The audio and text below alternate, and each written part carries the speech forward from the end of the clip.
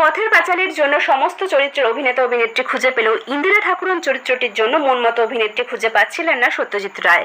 কোনো রকম মেকআপের আশ্রয় না নিয়ে চরিত্রটিকে জীবন্ত করার জন্য একজন অশীতিপর বৃদ্ধাই খুঁজছিলেন তিনি। শেষ পর্যন্ত অভিনেত্রী রেবা দেবী রেড লাইট ডিস্ট্রিক্টের একজন সাবেক অভিনেত্রীর খোঁজ দেন। এক সকালে সত্যজিৎ হাজির হন কলকাতার পাইকপাড়া চুনিবালা দেবীর বস্তিতে। ৮০ বছরের চুনিবালার তোবড়ানো গাল, শরীরের চামড়া ঝুলে পড়েছে, ঠিক যেমনটি সত্যজিৎ চেয়েছিলেন। চুনিবালাকে জিজ্ঞাসা করা হয়েছিল তিনি প্রতিদিন কত টাকা পারিশ্রমিক চান। তিনি দিনে 10 টাকা চেয়েছিলেন। সত্যজিৎ বলেছিলেন আপনাকে প্রতিদিন 20 টাকা দেওয়া হবে। তাকে রোজ ট্যাক্সি করে কলকাতা থেকে শুটিং স্পট বড়ালে নিয়ে যাওয়া হতো, আবার সন্ধ্যাবেলা ট্যাক্সিতে বাড়িতে ফিরিয়ে দেওয়া হতো। পথের পাঁচালীর শুটিং 1952-তে শুরু হলেও 1955 সালের 26শে আগস্ট মুক্তি পায় ছবিটি। কিন্তু তার আগে চুনিবালা মারা যান।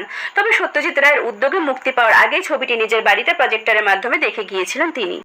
ছবিটিতে অভিনয় করে ভারতে অভিনেত্রী হিসেবে ম্যানিলা ফিল্ম ফেস্টিভ্যাল আন্তর্জাতিক সম্মানে ভূষিতা হয়েছিলেন তিনি।